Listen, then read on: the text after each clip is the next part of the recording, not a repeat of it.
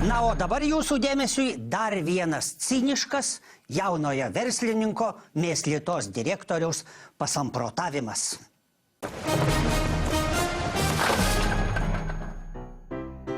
Ar vėliau savo klestinčią mėsos perdirbimo įmonę paliksite vaikams?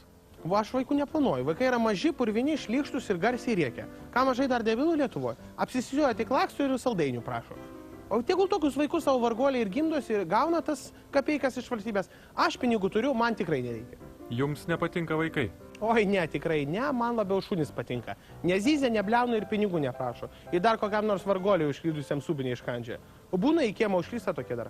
Betgi vaikai užauga. Nu tai kas, kad užauga? Užaugs paskui banditais, narkomanais, gėjais visokiais, reikės mane paskui traukti iš visur, kyšius mokėti. Aš tai kyšius turiu ką mokėti. Mano įmonė Mėslita be kyšių ilgai neįsilaikytų.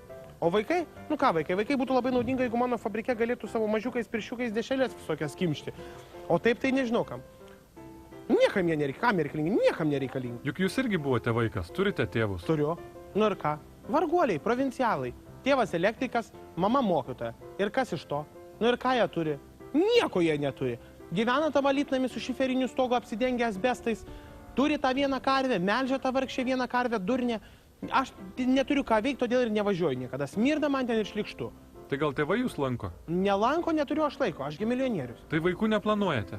Bet juk vaikai mūsų ateitis. Kokia dar ateitis? Ateitis yra nanotechnologijos ir robotai. Turiu va aš namie japonišką šunį robotą. Tai protingesnis už tikrą. Prisijungia ten prie interneto, atsiunčia man dainų, visokių naujų filmų. Va, Avatarą atsiuntė. Tai va čia tai sakyčiau ateitis. O ne vaikai apsisisiuoja ateitis šūdą.